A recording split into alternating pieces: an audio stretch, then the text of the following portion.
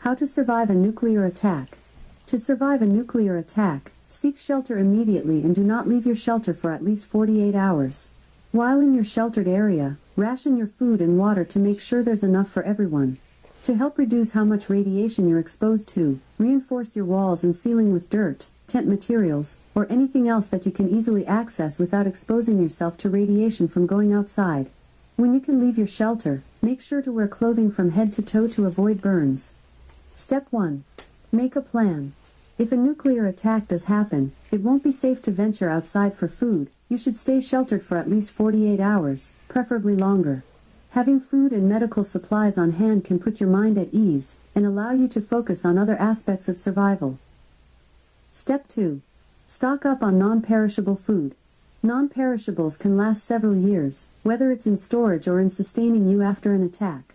Choose items that contain a lot of carbohydrates, so you get more caloric bang for your buck, and store them in a cool, dry place.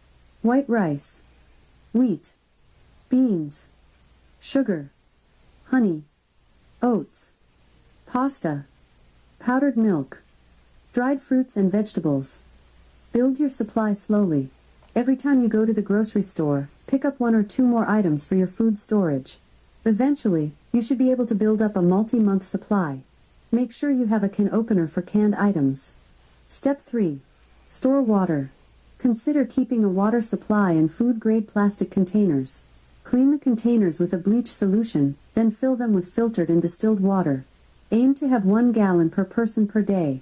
For purifying water in the event of an attack, keep basic household bleach and potassium iodide, Lugol's solution, on hand. Step 4. Get communication supplies. Being able to stay informed, as well as alerting others to your position, can be vitally valuable. Here's what you might need. A radio. Try to find one that's crank or solar powered. If you have to go with a battery-operated model, be sure to keep spare batteries on hand.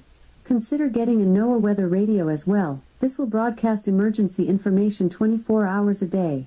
A whistle. You can use this to signal for help. Your cell phone. Cell service may or may not be maintained, but you'll want to be ready if it is. If you can, find a solar charger for your model. Step 5. Stock up on medical supplies. Having a few medical items available could be the difference between life and death if you're injured in the attack. You'll need a basic first aid kit. You can purchase these prepackaged, or make one yourself. You'll need sterile gauze and bandages, antibiotic ointment, latex gloves, scissors, tweezers, a thermometer and a blanket.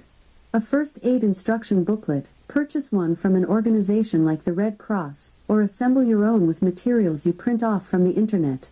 You should know how to bandage wounds, administer CPR, treat shock, and treat burns. Prescription medications or supplies. If you take a specific medication every day, try to make sure you have a small emergency supply built up. Step 6. Get other miscellaneous items. Round out your emergency preparedness kit with the following: a flashlight and batteries, dust masks, plastic sheeting and duct tape, garbage bags, plastic ties and wet wipes for personal sanitation, a wrench and pliers, to shut off utilities such as gas and water. Step 7. Keep an eye on the news. A nuclear attack will unlikely come out of the blue from an enemy nation. Such an attack would likely be preceded by a deteriorating political situation. A war with conventional weapons between nations that both have nuclear weapons, if not ended swiftly, may escalate towards nuclear war, and even limited nuclear strikes in one region carry the likelihood to escalate towards an all-out nuclear war elsewhere. Many countries have a rating system to denote the imminence of attack. In the USA and Canada, for example, it may be useful to know the DEFCON, Defense level. Step 8. Assess your risk and consider evacuation if a nuclear exchange is looking likely. If evacuation is not an option, then it should at least affect the kind of shelter you will construct for yourself. Learn your proximity to the following targets and plan appropriately. Airfields and naval bases, especially those known to house nuclear bombers, ballistic missile submarines, or ICBM silos. These are certain to be attacked even in a limited nuclear exchange. Commercial ports and runways over 10,000 feet, 3,048 meters, long. These are likely to be attacked even in a limited nuclear exchange, and certain to be attacked in an all-out nuclear war. Centers of government. These are likely to be attacked even in a limited nuclear exchange and certain to be attacked in an all-out nuclear war. Large industrial cities and major population centers.